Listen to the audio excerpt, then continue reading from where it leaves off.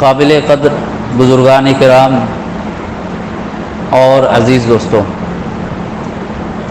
دنیا کا ضابطہ ہے ہمارے اپنے گھر پر کسی معزز مہمان کی آمد ہونے والی ہو، ہم لوگ وقت سے پہلے اس کے اچھے استقبال کی تیاری کرتے ہیں تاکہ آنے والا مہمان خوش ہو جائے۔ پھر جب تک وہ مہمان ہمارے گھر پر رہے تو اس کی ہر طرح کی سہولت کا خیال رکھتے ہیں تاکہ وہ جاتے جاتے رخصت ہوتے ہوئے ہم سے راضی اور خوش ہو کر جائے۔ یہ دنیا کا ضابطہ ہے۔ یہی وجہ ہے شادی بیاہ کے موقع پر، خوشی کی تقریبات کے موقع پر ہم لوگ باضابطہ استقبالیہ بورڈ بھی لگاتے ہیں، ویلکم ٹو یو، خوش آمدید، خیر و برکت بڑھ گئی جب آپ کے آئے قدم، اس طرح کے جملے آپ نے لکھے ہوئے پڑھے ہوں گے۔ تو اسی طرح ایک بابرکت مہینہ، سارے مہینوں کا سردار، مہمان کی شکل میں ہر سال ہمارے پاس آتا ہے۔ اب یہ مہمان آنے والا ہے تو اس کی تیاری کب سے ہونی چاہیے؟ اللہ کے رسول صلی اللہ علیہ وسلم تو رجب سے ہی اس کی تیاری شروع کر دی۔ شعبان میں بکثرت روزہ رکھتے تھے تاکہ رمضان میں روزہ رکھنا کچھ گرا نہ گزرے، عجیب محسوس نہ ہو، پہلے سے مزاج بن جائے۔ اور ہم لوگ اب ابھی 4-5 دن باقی ہے نا، تو ایک دوسرے کو یہ بول کر چائے پلاتے ہیں، پی لو پھر ابھی نہ، موقع نہیں رہے گا۔ دوپہر میں کیا بول کر کھلاتے ہیں؟ کھا لو، کل سے دوپہر میں موقع نہیں ہے، آج آخری دن ہے۔ جیسے وہ کل سے وہ پابندی لگنے والے۔ یہ پابندی نہیں، یہ تو عبادت ہے، اور عبادت کو شوق سے انجام دیا جاتا ہے، ڈر اور خوف سے نہیں۔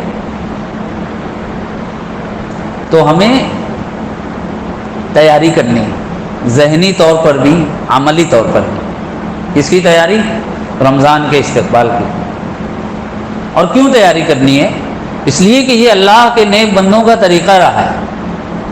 میں آپ کو بتاؤں، اللہ کے نیک بندے 6 مہینہ پہلے سے رمضان کے استقبال کی تیاری شروع کر دیتے۔ کتنے دن پہلے؟ 6 مہینہ۔ 6 مہینہ پہلے سے دعا کا اہتمام شروع کرتے تھے، اللہ رمضان جیسا بابرکت مہینہ پھر ایک بار نصیب کر دے، ایسا نہ ہو اس سے پہلے زندگی کا چراغ گل ہو جائے۔ اور ابھی بھی کیا بھروسہ، یہ قبرستان کی مسجد ہے، رمضان تک نہ جانے کتنے جنازے آئیں گے جن کے حصے میں رمضان نہیں۔ کچھ بھروسہ نہیں، اب بجھا تب بجھا، دم تو اپنا چراغ سرے راہ ہے۔ زندگی کا چراغ جل رہا ہے، کب موت کا جھونکا چلے اور اسے بجھا دے، کچھ نہیں کہا جا سکتا۔ تو 6 مہینہ پہلے سے دعا کرتے تھے۔ ہم لوگ سوچیں کیا ابھی تک بھی ہم لوگوں نے دعا کا اہتمام کیا کہ اللہ رمضان کا مہینہ آ رہا ہے وہ نصیب فرما؟ ایک محاسبہ کرنے کی بات۔ میرا گمان یہ ہے آپ نے دعا کی ہوگی۔ اور جب مہینہ آ جاتا تو وہ اللہ کے نیک بندے پورے اہتمام کے ساتھ اس انداز میں رمضان کا مہینہ گزارتے تھے، کوئی لمحہ غفلت میں نہیں، کسی عبادت میں کوتاہی نہیں۔ اور جب وہ مہینہ گزر جاتا تو پھر اللہ سے کیا دعا کرتے؟ 6 مہینے تک دعا کرتے رہتے، اللہ رمضان کا مہینہ ملا تھا، ہم نے اس میں عبادات انجام دی، اللہ ان عبادتوں کو قبول کر لے۔ ہم لوگ سوچیں کہ کیا ہم لوگ عبادت کر لینے کے بعد اس کی قبولیت کے لیے کبھی فکر کرتے ہیں؟ کیونکہ اصل تو قبولیت ہے نا۔ اللہ قبول کر لے، آپ کا تھوڑا صدقہ بہت ہے، قبول نہ کرے تو پہاڑوں کے برابر صدقہ کوئی کام کرے۔ اصل اللہ کے یہاں مقبولیت ہے۔ میں آپ کو بتاؤں، اللہ نے حضرت ابراہیم علیہ السلام کو حکم دیا کہ میرے گھر کی تعمیر کرو۔ حکم دینے والا اللہ ہے، جسے حکم دیا جا رہا ہے وہ وقت کا نبی، جس کام کا حکم دیا جا رہا ہے وہ بیت اللہ کی تعمیر ہے۔ آپ بتائیے کہیں سے اس عمل کی قبولیت میں کوئی شبہ ہے؟ کوئی شبہ نہیں، 101% یقین ہے حضرت ابراہیم علیہ السلام جب اللہ کے اس حکم کو پورا کریں گے تو ان کا یہ عمل اللہ کے یہاں قبول ہو جائے گا۔ لیکن آپ قرآن اٹھا کر پڑھو، پہلے پارے میں وَإِذْ يَرْفَعُ إِبْرَاهِيمُ الْقَوَاعِدَ مِنَ الْبَيْتِ وَإِسْمَاعِيلُ رَبَّنَا تَقَبَّلْ مِنَّا إِنَّكَ أَنْتَ السَّمِيعُ الْعَلِيمُ۔ ابراہیم و اسماعیل نے بیت اللہ کی تعمیر مکمل ہوئی تو دونوں اپنا دامن پھیلا کر اللہ سے دعا مانگ رہے ہیں، اللہ ہمارے اس عمل کو قبول کر لے۔ اتنے اونچے عمل کے تعلق سے وقت کا نبی قبولیت کے تعلق سے فکر مند ہے، اور ہم لوگ ہمارے اعمال کیسے ہیں، ہماری عبادات کتنی صحیح ہے، اس میں کتنا اخلاص ہے اور کتنی سنت کی رعایت ہے ہم جانتے ہیں۔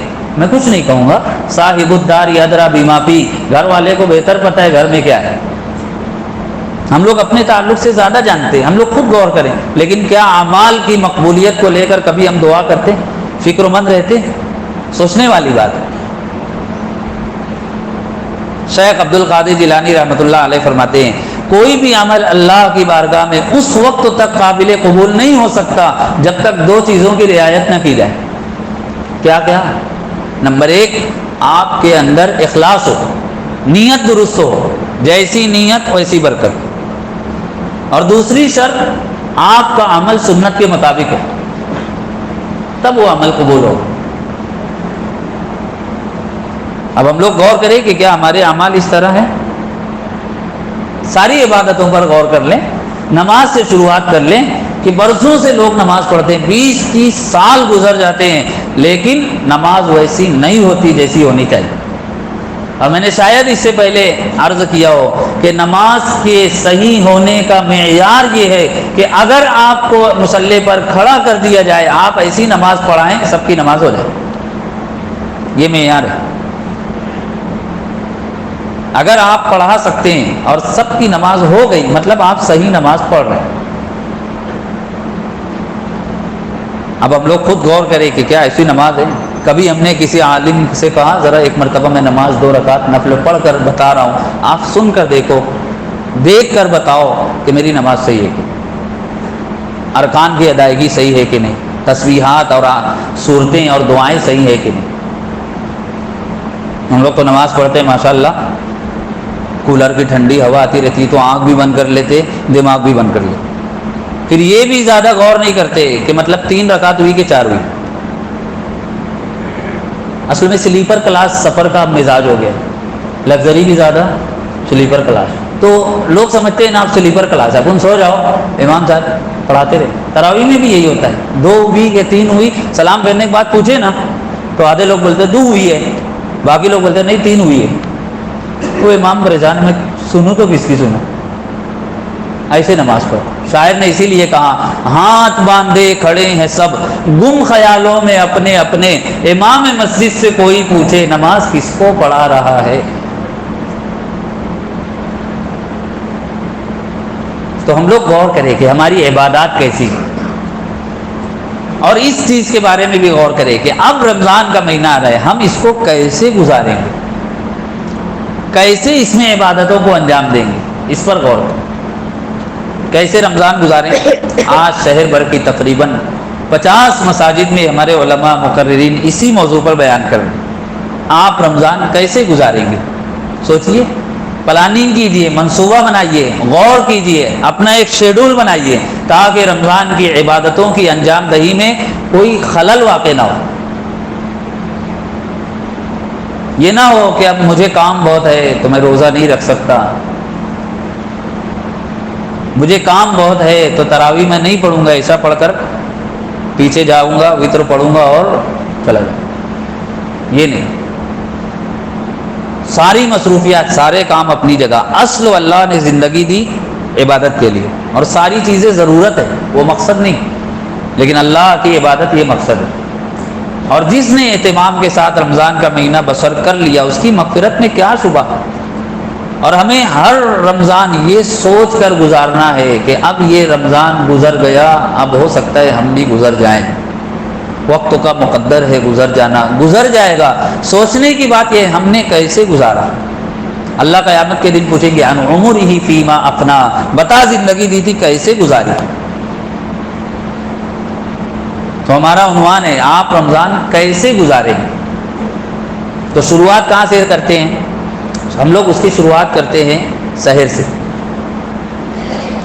سحر کے وقت آپ کی آنکھ کھل جائے، آپ تھوڑا جلدی اٹھ جائیے،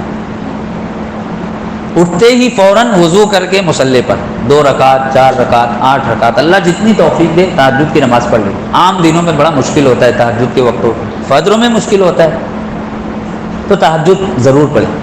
یہ نہ ہو سوئے ہوئے ہیں، گھر والے آ کر اٹھا رہے ہیں، بچے اٹھا رہے ہیں، اہلیہ اٹھا رہی ہیں، ہاں ابھی آدھا گھنٹہ باقی، ابھی 20 منٹ ہے، ابھی 10 منٹ ہے، اب 5 منٹ بچا، مؤذن صاحب نے مسجد سے اعلان کیا سحری کا وقت ختم ہونے میں 5 منٹ باقی ہے، تو دوڑے بھاگے جا کر کلی کی، دسترخوان پر بیٹھے، جلدی جلدی کھایا، جلدی جلدی پیا، اب اعلان ہو گیا کہ وقت ختم اور چائے باقی ہے، بولے جانے تو وہ مسجد کا اعلان ہوگا نا وہ صحیح ہے، یہ مؤذن صاحب کی گھڑی صحیح نہیں ہے تاکہ چائے پی سکے۔ یہ ایسے سرپٹ دوڑ کر نماز کا وقت ہوا، جلدی جلدی وضو کیے، دوڑتے بھاگتے آئے، اور امام صاحب رکوع میں تھے تو ایک دم تیزی میں بھاگے تاکہ یہ رکعت ہاتھ سے نہ نکل جائے، کیونکہ یہ بہت سہولت والی رہتی، کھڑے نہیں ہونا پڑتا، اس میں آدھے میں ہی پورا ثواب مل جاتا۔ تو ایسی عبادت اللہ کے یہاں کیسے قبول ہو؟ آپ نے اس کو بوجھ سمجھ کر کیا، چلتے دوڑتے بھاگتے انجام دیا، اس سے اس کی اہمیت ظاہر نہیں ہوتی۔ تو تہجد میں جلد اٹھ جائیں، تہجد ادا کر لیں، اس کے بعد سحری کا اہتمام، اور سحری ضرور کھائے۔ اللہ کے رسول نے کہا یہ برکت والا کھانا، یہ نہ ہو کہ رات میں 12-1 بجے پارٹی کی، ہوٹل میں اتنا کھایا تو گھر والے اٹھا رہے نا، بولے میری سحری ہو گئی ہے، فلاں علی شان پہ میری سحری ہو گئی، وہ سحری نہیں، وہ برکت والا کھانا نہیں، سحری کا ضرور اہتمام۔ پھر اس کے بعد فجر کی اذان ہوئی، فوراً نماز کی، یہ نہیں کہ ابھی 20 منٹ ہے تو میں تھوڑا سا، ہاں ہائی وے پہ لکھا رہتا ہے نا نظر ہٹی درگھٹنا گھٹی، جہاں آپ تھوڑا سوئے وہ زیادہ ہو جائے گا، پھر آنکھ کب کھلے گی؟ 11 بجے، تو فوراً مسجد کی طرف سنت پڑھیں، فجر کی نماز پڑھیں، نماز کے بعد اللہ حوصلہ ہمت اور توفیق دے تو ذکر و اذکار تلاوت میں مشغول رہیں یہاں تک کہ اشراق کا وقت ہو جائے، اشراق پڑھ کر سو جائے۔ اب اس کے بعد سوئے تو کب اٹھنا ہے؟ ایک آدمی بولنے لگا میرے کو روزہ لگتا ہی نہیں، میں سوچا کہ اتنی سخت گرمی کا روزہ ہے، 14 گھنٹے سے زائد ہو رہا ہے ابھی جو روزہ آ رہا ہے، میں آپ کو پہلے ہی بتا دے رہا ہوں۔ ہاں تو بولے مجھ کو روزہ لگتا ہی نہیں، کیسے؟ سحری کھا کے سوتا ہوں، افطار سے پہلے اٹھ جاتا ہوں، کھا کر سوئے، اٹھ کر پھر کھانے لگے، یہ روزہ ہے؟ ایسے بھی لوگ ہیں ماشاءاللہ ہمارے شہر میں، جو سوتے ہیں نا عصر میں ہی اٹھتے ہیں، یہ طریقہ غلط ہے۔ ظہر میں بہرحال اٹھ جانا ہے، اپنے کاموں کو، کاروبار کو انجام دینا ہے، اور عصر تک ساری چیزوں سے فراغت ہے۔ عصر سے مغرب کا وقت مرد بھی، گھر کی عورتیں بھی عبادت میں، ذکر میں، تلاوت میں، بطور خاص دعا میں صرف کریں۔ ہوتا یہ ہے کہ وہ بابرکت وقت تو ہم لوگ مرد و حضرات افطاری خریدنے اور بیچنے میں گزار دیتے ہیں، اور گھر کی خواتین افطاری کی تیاری میں گزار دیتے ہیں، جبکہ وہ عبادت کا، قبولیت کا موقع ہے۔ الحدیث میں ہے کہ روزہ دار کی دعا افطار کے وقت تو اللہ ضرور قبول کرتے ہیں۔ تو وہ وقت ہو، نوجوان چوک چوراہوں پر بیٹھ کر گروپ بندی کر کے ہنسی مذاق کرتے ہیں، بڑے بوڑھے حضرات افطاری خرید رہے ہوتے ہیں، گھر کی خواتین کھانا بنا رہی ہوتی ہیں، یہ غلط طریقہ۔ عصر تک فارغ ہو جانا چاہیے، عصر سے مغرب پورے شہر کا راستہ جام ہو جاتا ہے، یہ مزاج صحیح نہیں، پہلے ہی خریدی کر لینی چاہیے، بعد میں گردی نہیں کرنی چاہیے، یہ وقت عبادت اور دعا کا ہے۔ مجھے تو حیرت لگتی ہے، بعض لوگوں کا کوئی کام نہیں ہوتا ماشاءاللہ، جیسے فارغ ہو جاتے ہیں، اب 15 منٹ پہلے دسترخوان پر بیٹھ جاتے ہیں، اب سارے پھل فروٹ رکھے ہوئے ہیں، اب کیا کرنا چاہیے؟ تو تھوڑی دیر بعد گھڑی دیکھتے ہیں، پھر نا یہ کیلا نہ ادھر زیادہ ہے ادھر کم ہے تو اٹھا کے ادھر رکھ دی، پھر ادھر سے پپیا اٹھا کر ادھر رکھ دی، پھر کھجور ادھر کم ہے تو ادھر بڑھا دیے، یعنی یہی سارے کاموں میں وہ وقت گزارتے ہیں تاکہ جلدی سے افطار کا وقت ہو جائے۔ بات غلط تو نہیں ہے نا؟ ہاں ویسے میں نماز کے لیے رکوں گا نہیں، بعد میں رکنے کا میں خطرہ مول نہیں لیتا، میں پہلے ہی چلا جاتا ہوں، کسی کو برا لگا ہو تو، لیکن برا نہ مانے، ہے پیش نظر اصل میں اصلاح مفاسد، نشتر جو لگاتا ہے وہ دشمن نہیں ہوتا، یہ نہیں کرنا چاہیے۔ وہ وقت عبادت میں، دعا میں، ہم لوگ سال بھر اس سے گزارش کرتے ہیں مولانا دعا کرنا، مفتی صاحب دعا کی درخواست ہے، کوئی حج کے لیے جا رہے ہیں، میرے لیے کعبے کے پاس دعا کرنا، ایک دم حتیم میں میرے لیے دعا کرنا، ایسے ایسے گزارش کرتے ہیں، کیوں؟ تاکہ وہ دعا قبول ہو جائے۔ لیکن اللہ جب خود کہہ رہا ہے میرے بندے تو نے روزہ رکھا، چل آ دعا کر، کیا مانگتا ہے لے لے، تو ہم لوگ وہ پھل فروٹ میں مشغول۔ اب روزہ افطار ہو جائے تو کیا کرنا ہے؟ پھر آوازیں ازاں سن لے تو ہوشیار ہو مسلم، مسجد کی طرف چل پڑے، مغرب کی نماز پڑھے، نماز کے بعد ہلکا پھلکا کھانا کھائیں، اپنی ضروریات سے فارغ ہو، پورے اہتمام سے تراویح کی نماز پڑھیں۔ بڑی تعداد ہے شہریان کی نماز تراویح نہیں پڑھتی، مصروفیات کا عذر ہے، غلط طریقہ ہے۔ نماز تراویح کا اہتمام ایسے ہی ضروری ہے جیسے روزے کا اہتمام۔ قرآن اللہ نے رمضان میں نازل کیا، ہم سال بھر پڑھ نہیں پاتے، ایک مرتبہ سن تو لیں، اور بعض لوگ سنتے بھی ہے تو کیسے وہ پیچھے 2-3 سب ہوتی ہے نا، بولے ابھی امام صاحب تھوڑا سا اطمینان سے آیت پوری کریں گے نا، دوڑتے بھاگتے جا کے شامل ہو جائیں، جبکہ تکبیر تحریمہ سے سلام تک شریک رہنا چاہیے۔ یہ غلط طریقہ ہے، کچھ دن تراویح پڑھ کر چھوڑ دینا، آدھی ادھوری پڑھنا، رکوع میں جا کر شامل ہونا، اس سے قرآن کی نماز تراویح کی تحقیر ہوتی ہے۔ تو تراویح اہتمام سے، اور پھر نماز تراویح کے بعد فارغ ہو گئے، اب جتنی جلد ممکن ہو آرام۔ اللہ کے رسول کی تعلیم ہے، ایسا بات جلد سو جاؤ گے صبح جلد اٹھنے میں مدد ملے۔ یہ نہیں کہ سوشل میڈیا پر لگے ہوئے ہیں، اعلانات ادھر سے ادھر شیئر کر رہے ہیں، دوستوں کی مجلس میں ہیں، پارٹی کر رہے ہیں، یہ نہیں۔ رمضان کا مہینہ اس کے لیے، تو یہ شیڈول پورا 24 گھنٹہ اس طرح گزاریں گے انشاءاللہ۔ یہ ہم نے ایک نظام آپ کو بتایا۔ اب بعض لوگ ہوتے ہیں جو جن کے پاس ٹائم نہیں ہوتا، جہاں کوئی کام بولے نا مولانا I am very busy, there is no time my day, بہت مصروف ہوں، وقت کی بالکل گنجائش نہیں، جلسہ ہے نا کچھ خرچ لگ رہا ہو لے لو، میں نہیں آ پاؤں۔ نکاح کے لیے آپ گئے، 1000 لوگ کو دعوت دو، 100 لوگ آتے ہیں، 900 آتے ہی نہیں، ولیمے میں آتے ہیں، نکاح میں نہیں آتے۔ کسی کا انتقال ہو جائے، لوگ گھر پر نہیں آتے، فون کر کے پوچھتے ہیں جنازہ پہنچا گیا، اور گاڑی لے کے ڈائریکٹ قبرستان۔ کیوں؟ نو ٹائم، وقت تو نہیں۔ کوئی بیمار ہو گیا، عیادت کے لیے نہیں جاتے ہیں، سوشل میڈیا پہ آن لائن عیادت، اللہ بیمار کو صحت کاملہ عاجلہ دائمہ مستمرہ نصیب فرمائے، ہو گئی عیادت۔ یہ حال ہے آج۔ ایسے ہی یہی مصروفیت کا عذر ہوتا ہے، میں روزہ نہیں رکھ سکتا، میں تراویح نہیں پڑھ سکتا، میں قرآن نہیں پڑھ سکتا، میں ذکر نہیں کر سکتا، میں دعا نہیں کر سکتا۔ پھر کیا کر سکتے ہو؟ یہ عذر رہتا ہے۔ میں ایسے لوگوں کے لیے ایک عبرت انگیز واقعہ سنا رہا ہوں، ایک عبرت انگیز واقعہ۔ دہلی میں ایک بزرگ کا انتقال ہوا، ابھی نہیں ہوا، مطلب بہت پہلے۔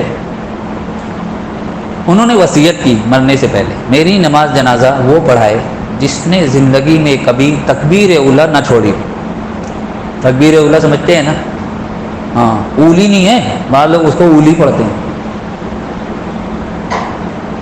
تکبیر اولی، امام صاحب جب اللہ اکبر بول کر نیت باندھتے ہیں، تکبیر اولی۔ کوئی فرض نماز میں تکبیر اولی نہ چھوٹی ہو، وہ نماز جنازہ پڑھائے۔ دوسری شرط، جس نے کبھی تہجد کی نماز نہ چھوڑی۔ تیسری شرط، جس نے عصر کی سنت بھی نہ چھوڑی ہو۔ بعض لوگ عصر کی سنت، عشاء سے پہلے کی 4 رکعت سنت سمجھتے ہیں غیر موقع ہے نا، پڑھتے ہی نہیں، وقت بھی ہے تو نہیں پڑھتے۔ تو تیسری شرط۔ چوتھی شرط، اس نے جان بوجھ کر قصدن کبھی کسی غیر محرم پر غلط نگاہ نہ ڈالی ہو۔ جس میں یہ 4 شرطیں ہوں وہ میری نماز جنازہ پڑھائے۔ اب وقت کے بزرگوں کا، اللہ والے کا انتقال ہوا، لاکھوں کا مجمع موجود ہے، کوئی ایک انسان چاہے وہ اہل علم میں سے ہو، دیندار اور متقی ہو، آگے بڑھنے کے لیے تیار نہیں ہے جو یہ اعلان کرے ہاں میرے اندر یہ 4 تو بھی، ہم میں بھی نہیں ہے۔ اللہ ویسا بنا دے۔ اب جب بہت دیر ہو گئی کوئی آگے نہیں آیا تو ایک شخص روتا ہوا آگے بڑھا، بزرگوں کے چہرے سے کفن ہٹا کر کہتا ہے آپ تو دنیا سے چلے گئے، آپ کو کیا ملا جاتے جاتے آپ نے میرا راز فاش کر دیا؟ اور پھر مجمع کی طرف مخاطب ہو کر اللہ کی قسم کھا کر کہتا ہے، میں حلفیہ کہتا ہوں، میں وہ انسان ہوں جس نے زندگی میں ہوش سنبھالنے کے بعد سے آج تک کبھی تکبیر اولیٰ نہیں چھوڑی۔ میں وہ شخص ہوں جس نے کبھی تہجد کی نماز اور عصر کی سنتیں نہیں چھوڑی۔ میں وہ شخص ہوں جس نے جان بوجھ کر قصداً کسی غیر محرم پر غلط نگاہ نہیں ڈالی، اس لیے میں ان کی نماز جنازہ پڑھا سکتا ہوں۔ لوگوں نے کہا اجازت ہے، پڑھا لیجیے۔ اب انہوں نے نماز جنازہ پڑھائی اور تدفین کی۔ پوچھیں گے نہیں ہو از ڈیڈ، کون تھا وہ شخص؟ وہ شخص تھا وقت کا بادشاہ، دہلی کے تخت سلطنت پر بیٹھ کر حکومت چلانے والا شمس الدین التمش۔ تو جو لوگ کاروبار کا، ملازمت کا، مصروفیات کا، تھکان کا اور وغیرہ وغیرہ عذر کرتے ہیں، بادشاہ شمس الدین التمش کل ان سے پوچھے گا، کیا تم مجھ سے زیادہ مصروف تھے؟ روزہ نہیں رکھتے تھے، مجھ سے زیادہ بزی تھے، تراویح نہیں پڑھتے تھے، قرآن نہیں پڑھتے تھے، دعا نہیں کرتے؟ اس لیے ہم لوگ رمضان کے مہینے کو اس انداز میں بسر کریں، یہ مہینہ جاتے جاتے ہماری مغفرت کا ذریعہ بن جائے۔ اللہ کے رسول صلی اللہ علیہ وسلم کی حدیث ہے، ممبر پر قدم رکھا، آمین کہا، وجہ پوچھی گئی، کہا جبریل امین نے بد دعا کی، وہ شخص ہلاک ہو جائے، رمضان کا مہینہ پائے، اپنی مغفرت نہ کروا سکے۔ تو میں نے آمین کہا۔ اور یاد رکھیے رمضان کا مہینہ جتنا اچھے انداز میں بسر ہوگا، بطور خاص گناہ سے بچتے ہوئے نیکیوں کے اہتمام کے ساتھ، پورا سال اس کی خیر و برکت نظر آئے گی۔ اور اگر رمضان کے مہینے میں کوتاہی ہوئی، نافرمانی ہوئی، عبادات میں غفلت ہوئی، گناہوں کا ارتکاب ہوا، پورا سال اس کی نحوست نظر آئے گی۔ اس لیے اب تک جو بھی ہوا، جو بھی کوتاہی اور غفلت ہوئی، اللہ اسے معاف کرے، لیکن آنے والے مہینے کو ہم لوگ اہتمام کے ساتھ بسر کریں۔ اور آخری گزارش، ہر عبادت کو صحیح طریقے پر سیکھ کر انجام دیں۔ آج یہ حال یہ ہے نا، ہم لوگ چل چلاؤ والا کام کرتے ہیں، جیسا چل رہا ہے چلنے دیں۔ نماز بھی سیکھیں، تلاوت بھی سیکھیں، ذکر و اذکار بھی سیکھیں، دعائیں بھی سیکھیں، ہر چیز سیکھ کر۔ زکوٰۃ دے رہے ہیں، تحقیق کر کے دیں۔ تراویح پڑھ رہے ہیں، اہتمام کے ساتھ پڑھیں۔ صدقہ کر رہے ہیں، اہتمام کے ساتھ، یہ نہیں جو آیا اٹھا کر زکوٰۃ دے دیے، معلوم پڑا غیر مسلم عورت برقع پہن کر آئی، اہتمام کے ساتھ ہر چیز کو سیکھ کر۔ مجھے افسوس ہے کہ آج بھی مسلمانوں کا ایک بڑا طبقہ ہے جسے عبادات کا طریقہ ہی نہیں معلوم۔ ابھی لاک ڈاؤن کورونا چل رہا ہے، جب اس کا پہلا مرحلہ تھا، بعض قبرستانوں میں 10-5 لوگ میت لے کر پہنچے۔ اب ان 10-5 لوگوں میں کوئی ایک آدمی ایسا نہیں جس کو نماز جنازہ کا طریقہ معلوم۔ امام صاحب آ نہیں سکتے، کرفیو ہے، لاک ڈاؤن ہے، تو کیا کیا گیا؟ بغیر نماز جنازہ پڑھے میت دفن کر دی۔ عید الاضحیٰ کا موقع آتا ہے، جانور گرا پڑا ہے، چھری لے کے ڈھونڈ رہے، امام صاحب کہاں ہیں؟ قربانی کا طریقہ نہیں معلوم، دعا نہیں معلوم، حج کے لیے جا رہے ہیں، رکے ہوئے ہیں، کیوں؟ امام صاحب آ رہے ہیں نا، وہ دعا کرائیں گے تو نکلے۔ جبکہ سنت طریقہ آپ خود دعا کرو، روانہ ہو جاؤ۔ نکاح پڑھنا پڑھانا نہیں آتا، باپ بیٹھا ہوا ہے بارات میں، غیر محرم مردوں کو کہتا ہے تے وکیل رہ دے، 2 گواہ 1 وکیل، 3 غیر محرم اس کے گھر جاتے ہیں، دلہن سے اجازت لے کر۔ جب ولی موجود ہے کیا ضرورت یہ کرنے کی؟ لیکن علم نہیں ہے۔ تو میں کہتا ہوں آپ ایک جملہ یاد رکھیں، آخری جملہ ہے میرا، یہ جمعہ کا پیغام ہے، ممبر مسجد حمیدیہ کے ممبر سے یہ پیغام لے کر جائیں، ہم عبادات کے معاملے میں خود کفیل مسلمان بن جائیں، کہ کوئی عبادت ایسی نہ ہو جس کے بارے میں ہمیں غلطی کا ارتکاب کرنا پڑے، اس سے اسے پوچھنا پڑے۔ پورے سال جتنی عبادت آتی، عید کی نماز آئی طریقہ معلوم ہو، عید الاضحیٰ کی نماز طریقہ معلوم ہو، روزے آئے مسائل معلوم ہو، زکوٰۃ معلوم ہو، قربانی کا طریقہ معلوم ہو، عاشورہ کا دن آیا فضیلت معلوم ہو، شب برات آئی، شب معراج آئی، شب قدر آئی، ساری راتوں کی فضیلت معلوم ہو، دعوت و تبلیغ کی محنت کا طریقہ معلوم ہو، دعا کرنے کا انداز معلوم ہو، روزانہ کے وظائف، اوراد اور دعائیں معلوم ہو، ہم اس لحاظ سے دینی کتاب کا مطالعہ کریں، ساری چیزیں ہمیں سمجھ میں آ جائیں۔ انہی حالات کو سامنے رکھ کر گزشتہ سال ہم نے جو کتاب ترتیب دی تھی تحفہ ائمہ، جس میں پورے سال کی ساری عبادات ہم نے درج کی تھی، تاکہ ایک مسلمان پڑھ لے، اس کے گھر والے پڑھ لے، کسی عبادت میں کوئی شبہ نہ رہ جائے، بڑی مقبول ہوئی۔ ممکن ہے نماز کے بعد آپ کو گیٹ پر وہ کتاب مل سکے، آپ اس کو لے کر پڑھیں۔ موبائل سے تھوڑا رشتہ کمزور کر لیں، دینی کتابوں سے دوستی کر لیں، اپنے گھر میں چھوٹی سی لائبریری بنا لیں، ایک تفسیر کی کتاب ہو، ایک حدیث کی ہو، ایک سیرت کی ہو، اور چند کتابیں دینی مسائل کی اس کو پڑھ لیں۔ زندگی میں علم آئے گا، علم آئے گا تو دین پر عمل ہوگا، عمل ہوگا دنیا بھی بن جائے گی، آخرت بھی سنور جائے گی۔ میں دل سے دعا کرتا ہوں جو باتیں کہی اور سنی گئی، اللہ ان باتوں پر مجھے اور آپ کو عمل کی توفیق عطا فرمائے۔ اللہ رمضان کے مہینے کو اتنے اہتمام کے ساتھ بسر کرنے کی توفیق دے، یہ مہینہ ہماری مغفرت کا اور آخرت میں نجات کا ذریعہ بن جائے۔ وما توفیق الا باللہ۔ مجھے راستہ